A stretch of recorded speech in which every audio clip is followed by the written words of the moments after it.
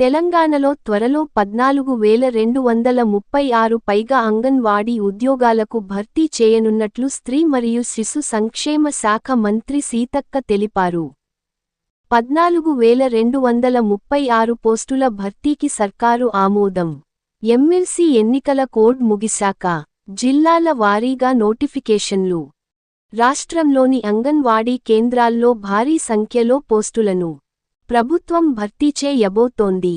Anganwadi teacher పోస్టులు 6,399, helper పోస్టులు 7,837 కలిపి 14,236 పోస్టుల భర్తీ దస్త్రంపై. మహిళా శిశు సంక్షేమ శాఖ మంత్రి సీతక్క శనివారం సంతకం చేశారు. ఎమ్మెల్సీ ఎన్నికల కోడ్ ముగిసిన వెంటనే జిల్లా స్థాయిలో కలెక్టర్ ఆధ్వర్యంలో ఉద్యోగ నోటిఫికేషన్లు జారీ కానున్నాయి. తెలంగాణ రాష్ట్రం ఏర్పాటైన తరువాత ఇన్ని ఉద్యోగాల భర్తీకి ప్రయత్నాలు జరగడం ఇదే తొలిసారి. చిన్నారులు, గర్భిణులు, బాలింతలకు నాణ్యమైన పౌష్టికాహారం, చిన్నారులకు పూర్వ ప్రాథమిక విద్యను అందించేందుకు వీలుగా అంగన్వాడీ ఉపాధ్యాయ సహాయకుల పోస్టులను ప్రభుత్వం భర్తీ చేయనుంది. పదవీ విరమణ చేయనున్న వారితోనూ కలిపి రాష్ట్రంలో 35,700 అంగన్వాడీ కేంద్రాలు ఉన్నాయి.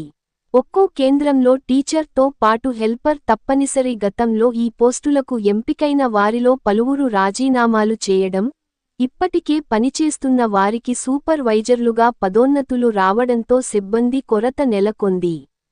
65 ఏళ్ల వయసు నిండిని పలువురు పదవీవిరమణ చేశారు.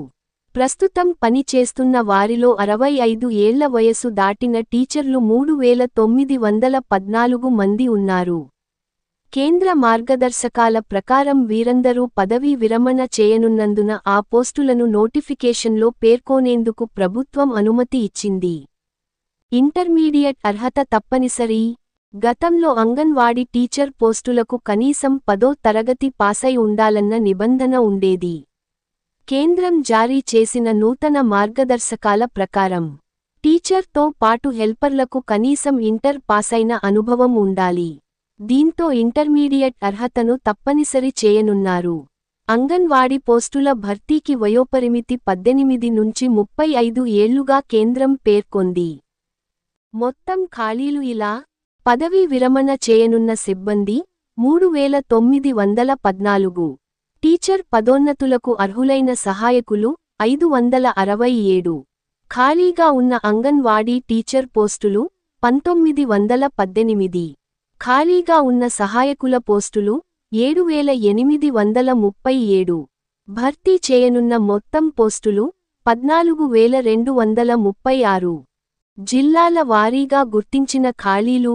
జిల్లాలు: అంగన్వాడీ టీచర్లు, సహాయకులు: ఆదిలాబాద్ 96, 406, కొత్తగూడెం 158, 826, హనుమకొండ 37, 140, హైదరాబాద్ 130, 273, జగిత్యాల 46, 172, జనగామ 16, 75, భూపాలపల్లి 31, 77, గద్వాల 53, 177, కామారెడ్డి 47, 269, కరీంనగర్ 50, 119, ఖమ్మం 93, 394, ఆసిఫాబాద్ 91, 261, మహబూబాబాద్ 84, 318, మహబూబ్ నగర్ 40,